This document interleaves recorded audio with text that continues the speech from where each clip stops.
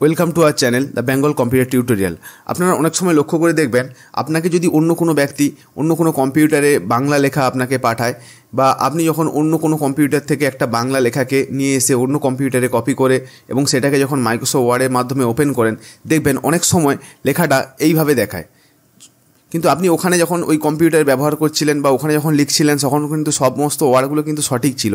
কিন্তু আপনি যখন ওই কম্পিউটার থেকে ডেটাটাকে নিয়ে এসে বা ওয়ার্ড ফাইলটাকে নিয়ে এসে যখন আপনি অন্য কোনো কম্পিউটারে ওটাকে পেস্ট করে বা সেখান থেকে যখন মাইক্রোসফট ওয়ার্ডে ওপেন করেন, তখন দেখবেন হয় এইভাবে দেখায়, নাহলে অনেক সময় কি হয় এইভাবে দেখুন কিছু ওয়ার্ডগুলো ঠিক থাকে আর কিছু ওয়ার্ডগুলো এরকম ব্ল্যাঙ্ক একটা বক্সের মতো হয়ে যায়। তো এই সমস্যাগুলো প্রায় সবাই দেখবেন বিভিন্ন সময় আমাদের কাছে কিন্তু এটা সমস্যার একটা তৈরি করে থাকে।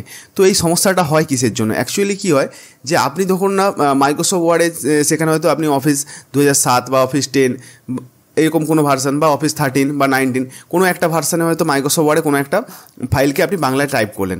এবার সেটা যখন আপনি অন্য কম্পিউটারে খুলছেন, দেখা গেল সেখানে হয়তো আপনার অফিস 10 হয়তো আপনি আগে লিখেছিলেন, কিন্তু এখানে হয়তো অফিস ওয়ার্ড 7 আপনি ওপেন করছেন। তো সেক্ষেত্রে কিন্তু আপনার কি হয় যে ফন্ট স্টাইল জানেন, এখানে থেকে আমরা যে ফন্ট স্টাইলটা দেখা যায়, তো এইগুলো হচ্ছে দেখবেন আপনার সঙ্গে নিশ্চয়ই ম্যাচ করছে না। আপনার মানে ওই কম্পিউটারের যে ভার্সান, অফিস ভার্সানে যে আপনি ফন্ট ব্যবহার করে বাংলাটা লিখেছিলেন, কিন্তু আপনি যখন অন্য কম্পিউটারে এটা পেস্ট করছেন সেই অফিস ভার্সানে বা অফিস ওয়ার্ড ভার্সানে দেখবেন হয়তো সেই ফন্টটা নেই। তো যখন এই ফন্টের সঙ্গে ম্যাচ করবে না, তখনই কিন্তু এইরকম সমস্যাগুলো আপনারা দেখতে পাবেন। তো আজকের এই ভিডিওর মাধ্যমে আপনারা এই যে ফাইলটাকে সেভ করার আগে কিছু সেটিংস করে নিতে হবে, যার ফলে কিন্তু আপনারা যে কোনো ভার্সানে লিখুন না কেন, ধরুন আমি 2007 লিখছি, আমি যদি এটাকে পরবর্তী সময় যদি অফিস 2010 বা হচ্ছে অফিস 13 বা অফিস 19 যে কোনো মাইক্রোসফট ওয়ার্ডের ভার্সানে কম্পিউটারে নিয়ে গিয়ে ওপেন করুন না কেন, কোনো সমস্যাই হবে না। আপনার লেখা যেমন থাকবে এখানেও ঠিক সেরকমভাবেই আপনি যেখানে কপি করে নিয়ে যাবেন সেখানেও কিন্তু সেম দেখাবে। কারণ কি হয়, তো এই সেটিংসগুলো অন করলে আপনি যে ফন্ট ব্যবহার করে লিখবেন সেই ফন্টটা কিন্তু ওই লেখার সঙ্গেই কিন্তু সেভ হয়ে বা কপি হয়ে চলে যাবে। তাহলে কি হবে, আপনি সেই কম্পিউটার যখন ওপেন করবেন এই ফন্টটাও সেই অফিস ভার্সানের সঙ্গে কিন্তু অ্যাড হয়ে যাবে। তো ফলে কি হবে, আপনার এই লেখাতে কোনো সমস্যা হবে না। তো কিভাবে এটা করবেন চলুন দেখে নেওয়া যাক। তো ধরুন আমি এখানে কিছু একটা বাংলাতে লিখে রেখেছি, ঠিক আছে। তো আমরা সাধারণত কী করি, লেখার পরেই আমরা এখান থেকে গিয়ে সেভ করে দিই। সেভ করলে আমাদের ফাইলটা রেডি হয়ে যায় এবং সেখান থেকে আমরা এটাকে কী করি, ধরুন এটাকে আমরা কপি করে নিয়ে অন্য কম্পিউটারে গিয়ে পেস্ট করে দিই। তো তার জন্যই এই সমস্যাটা হয়। কিন্তু এখানে আমাদের সেভ করার আগে কিছুটা স্টেপ বা কিছুটা সেটিংস আমাদের এক্সট্রা করে নিতে হবে, তাহলে আপনার এই লেখাটা আর কোনো সমস্যা হবে না। তো কীভাবে করবেন, তো আমরা যেমন সেভ করি এখান থেকে গিয়ে সেভ অপশানে, তো এর আগে দেখবেন নিচে একটা ওয়ার্ড অপশান বলে থাকে, এই ওয়ার্ড অপশানে ক্লিক করবেন। ওয়ার্ড অপশানে ক্লিক করলে এই বাম দিকে দেখবেন একটা সেভ বলে একটা অপশান থাকে, এই সেভ অপশানের ওপর কিন্তু একবার ক্লিক করবেন।